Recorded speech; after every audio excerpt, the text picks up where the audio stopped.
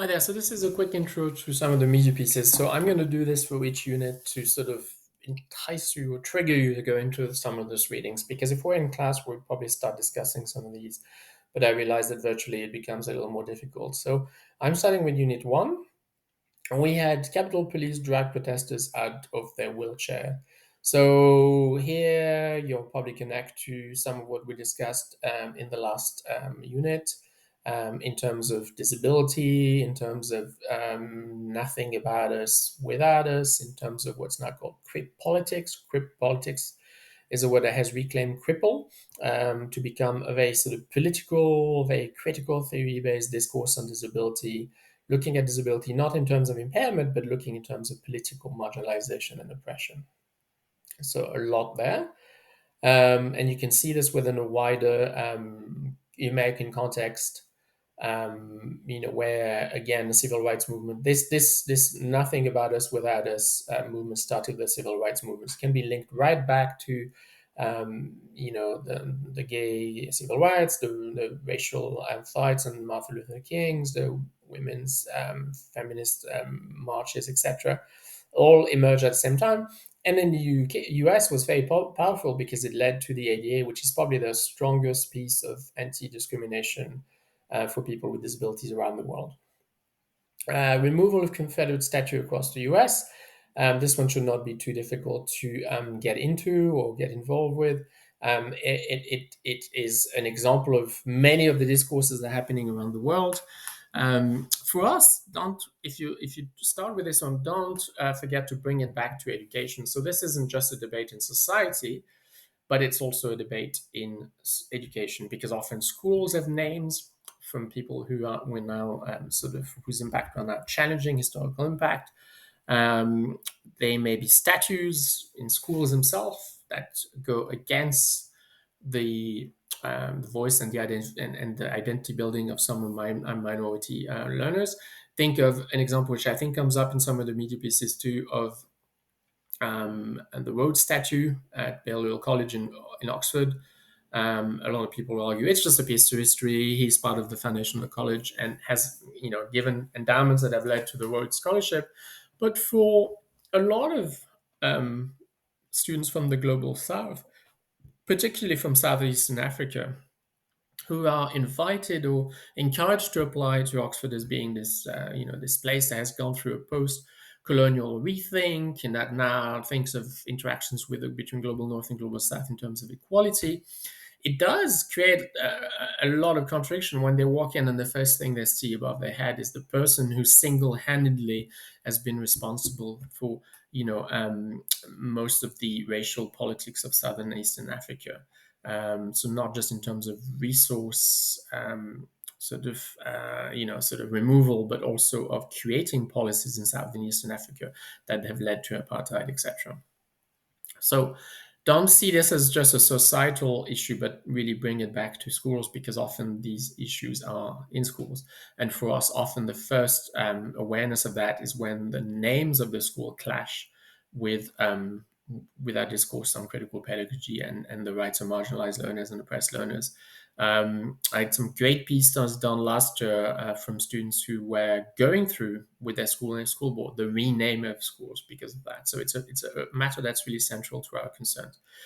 Indigenous groups block gas pipelines in Canada, spark solidarity protests. I think there the aim really is to make you think that critical pedagogy is always going to be an uncomfortable discourse because if we have privilege and we are part of the hegemonic group, and we are all part of the hegemonic group to some extent, maybe not in all of our identities, but to some degree, we are always going to be in some respect, in one dimension of our life, at least part of the hegemonic group. And when we are going to be challenged by the critical theory, and in this case, more particularly the critical pedagogy discourse, in shaking that privilege and shaking that status quo, and it's gonna make us feel uncomfortable. So I wanted you to be aware with this piece that although we are often quite comfortable doing the reading and being empathetic towards the scholarship, when it comes and shakes us in our everyday routine, in our lifestyle, in our access to resources, etc., it becomes much more troubling. And I think here, for example, a lot of Canadians have very ambivalent positions, although they might lean to be empathetic to Indigenous rights. and to indigenous claims or land claims and to their impact on gas pipelines, they also want cheap oil prices and cheap gas prices at the station. And so we are going to have to really be critical of our own sort of lived experience and how we disentangle this.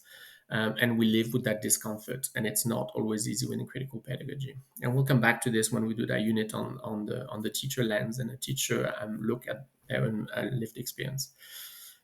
The next one is about learning pods reveal the crack in our education system. So I wrote a chapter about this, and something that went underneath the radar for a long time during the COVID crisis.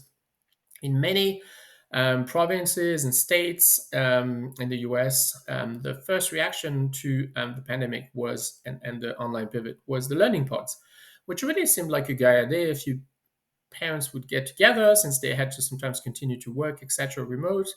Kids were at home. They would create a bubble where the students could be together and see each other every day, but not breach health policies and health regulations. And then they could carry on being taught by one of the parents. Now, quickly, this became burdensome for the parents themselves. And what we saw in the end is the learning pods actually usually being parents in groups paying for a tutor to be present in the bubble to teach these kids every day. So really a mini school carrying on all that the main school had gone on to pivot. Well, that has created huge issues in the sense that in terms of the gaps, the existing gaps, not just in terms of socioeconomics. Obviously, some parents had money to do this, others didn't. So it created the de facto gap there. But also think about parents of students who had disability, parents of students who were racialized, parents of students who were indigenous, often were simply not invited into these co-ops and were not part of the learning pod. So it created a really a huge sort of chasm there, the effect of which we're only going to notice now that the COVID crisis is over and we're moving into post-pandemic landscape. And that's where we're going to acknowledge that the gap have had, 2 years gap has had an effect on learner outcomes. The last one is Biden's reversal of transgender military. Again, this is an example. It really encourages you to get involved with this notion of trans rights in school, being often linked symbolically to the existence of genderless, gender neutral bathrooms, and then obviously the political hot potato that this has become with Trump making it literally an election platform item, and then Biden reversing it, etc. Question you may ask yourself is, why is there such pushback from the hegemonic group? Why do we have such huge pressure on such a small symbolic measure? What does it come and shake within the hegemonic group? How do we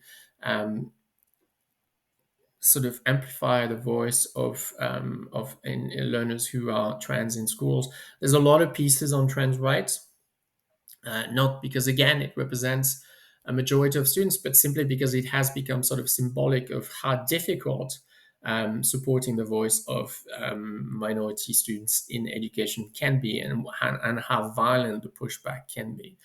So we'll have lots of opportunities to discuss that. So I hope this helps to get you into the media pieces. Even if you don't have time to do a full write-up, maybe you want to just jump on there and put a few thoughts and get a conversation going.